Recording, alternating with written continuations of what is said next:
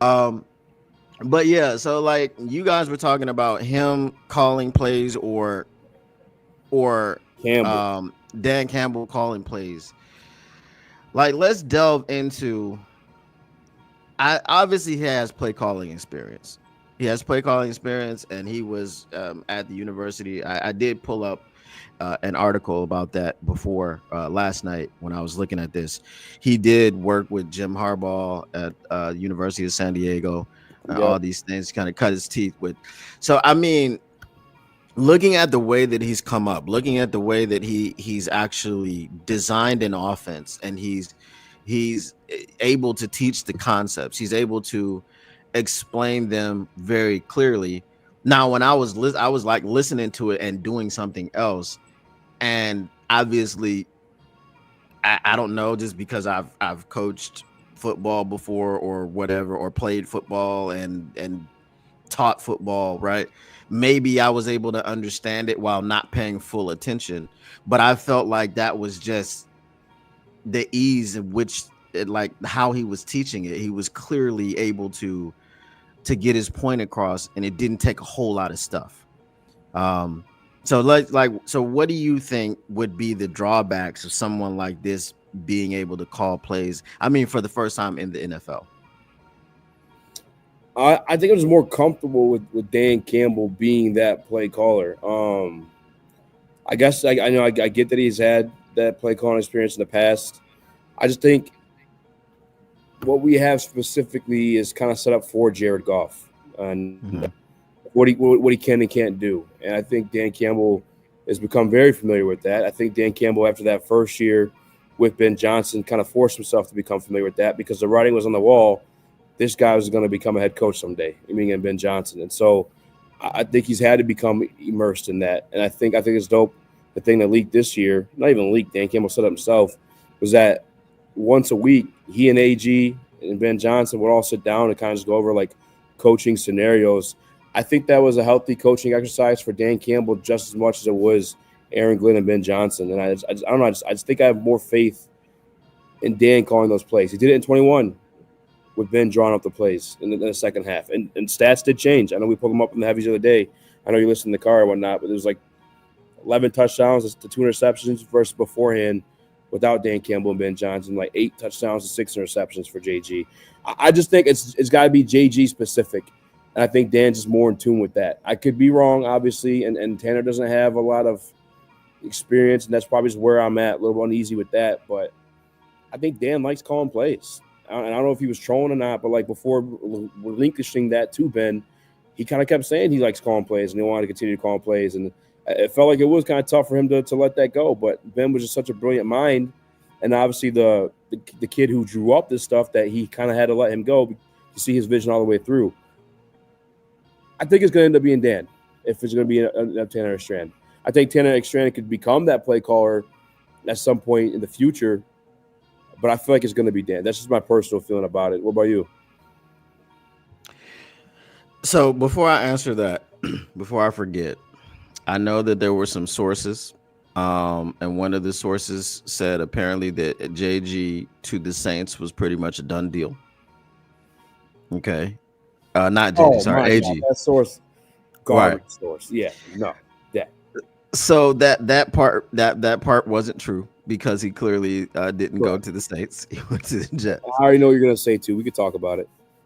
That other part, No, okay, the rift, is there nothing to that?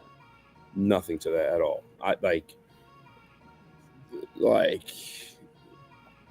who that source, either that source or the source's source was on some BS and either Mhm. trying to draw up some stuff. Um, I know very much so. I think you're familiar with it too. After Ben turned down that commander's job, there was a lot of slander going around towards Ben Johnson and his agency because he kind of embarrassed them. They were on their flight to Detroit to visit Ben to try to make him the head coach, and he told them no. So, in retaliation, they kind of rug his name through the mud. Obviously, it didn't work because Ben is a phenomenal offensive mind and a great play caller, and people covered that in this league, right? JG's a really good quarterback, but Ben help make him look functional. He helped JG look that way. Let's put it that way. So I think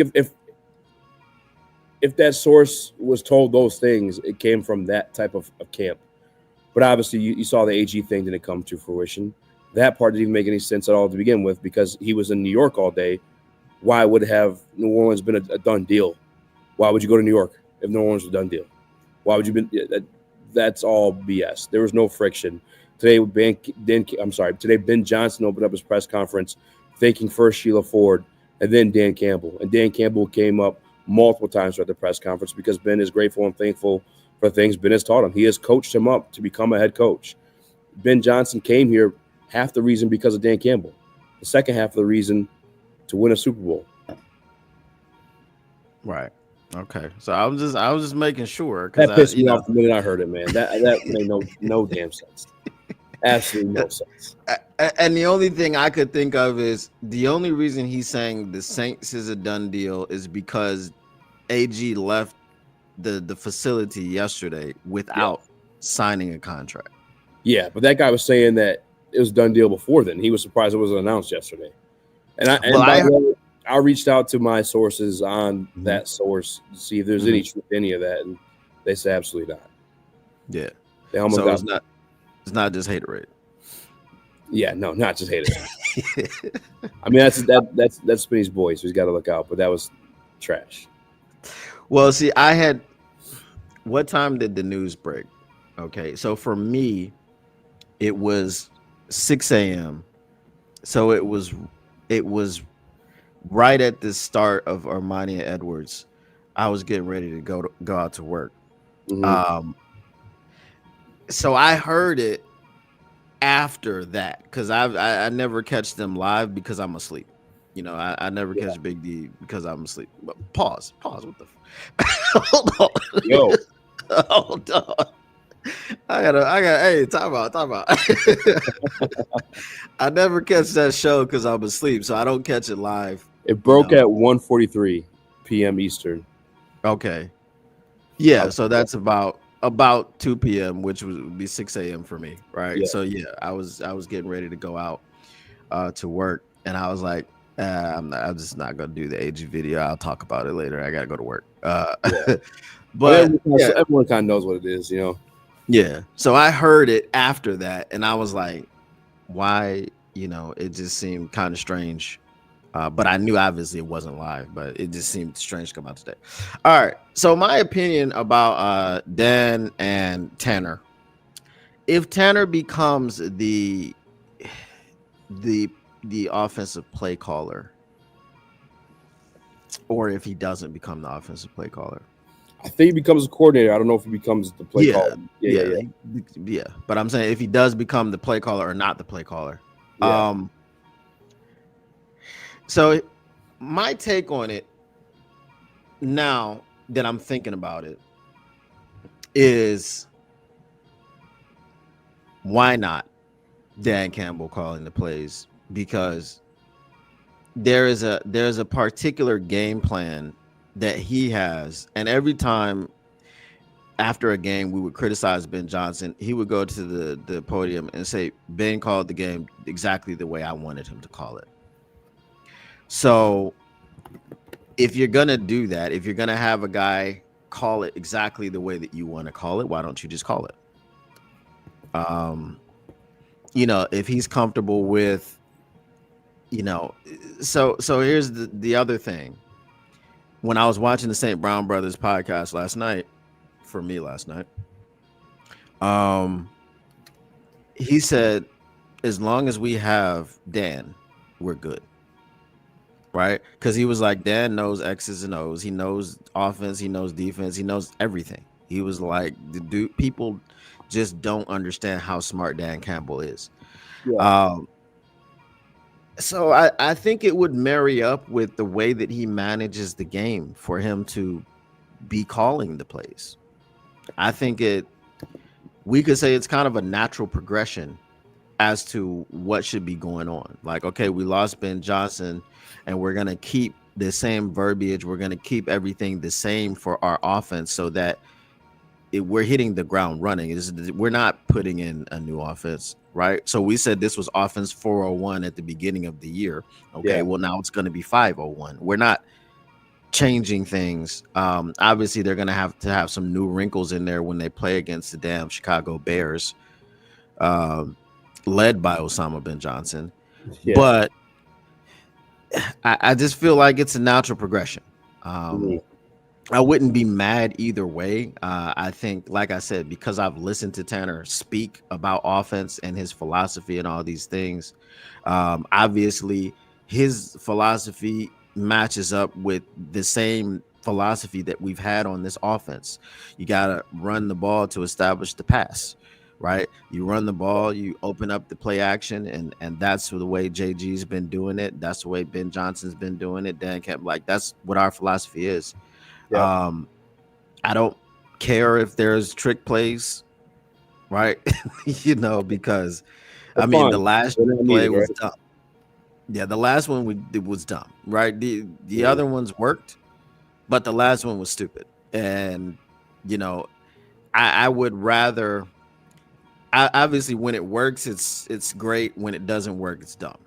Yeah. And it's all cool and everything, but that was my one criticism, and I'm not gonna attack Ben Johnson. I've done enough of that. I'm not gonna attack his game plan. Uh the game plan was fine, but what did Dan Campbell tell you? Well, once we started turning the ball over incessantly, we had to get away from what we wanted to do. Yes, Jahmyr Gibbs was averaging 10 yards a carry in the beginning of the game. Yes, he was doing work. But once now, do the people that had a problem with the game plan say you should never have passed the ball with Jared Goff? You should have just, you know, Yeah. Jameer That's should have how had 50 carries. well, here's the thing with all that too, and it Mhm. blows my mind. I know as a loss, not a lot of people rewatch losses, especially when it hurts like that. But like we scored on every single possession outside of that first one where we punted the ball, and anytime you And the didn't 5 score, turned over. you turned the ball over. There was nothing wrong with the play calling unless you want to gripe hindsight on the 3rd and 1. But even then, that was a turnover. You survived that down. I guarantee you that's a Monty run on that 4th and 1 or a Jahmyr Gibbs run on that 4th and 1 that you convert. And maybe that drive ends up being a touchdown. Like the offense was called well. You just turned the ball over. It's so easy when and stuff goes wrong in hindsight to say something like JMO shouldn't have thrown that ball. And I guess, yeah, ultimately you could call the responsibility of that being on Ben Johnson for putting the decision in JMO's hands. But you remember against Chicago at home, Penei, pass wasn't open. You're running out of bounds. Like Yeah. that's how it goes. Everybody loved when Amon-Ra threw to Jared Goff. That was even a crazier receiver pass because you're throwing to your damn quarterback. Like it's like you said, you love when it works, you hate when it don't. But like that game, you had 500+ yards of offense. You scored every single time you didn't turn the ball over. Outside of the very first series, you can't really complain about that. You turn the ball over, and they scored again. The 4th and the 12 men on the 4th down killed us. You get the ball back, you're down 17 with 7 minutes left. You heard Tom Brady on the broadcast even say it. You shouldn't even be huddling right now. You got no time. You got to get points on the board. And that's why Jahmyr Gibbs didn't run in the second half. You were down 17 points because you turned the ball over. Yeah, and even when I was doing the live stream, I was like, bro, we go down 14-3. We go up 14-3 here, game's over. Mhm. And to that point, nobody had a problem with the way the game was being called. Yeah. Right. So you go up 14-3, you still have no problems with the way the game was called. Like I said, ball security.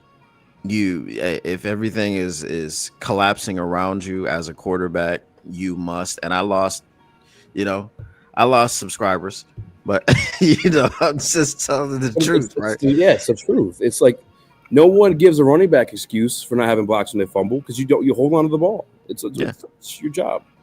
Yeah. Once you looked at Amon-Ra and you were startled, like, oh snap, he tripped. Mm-hmm.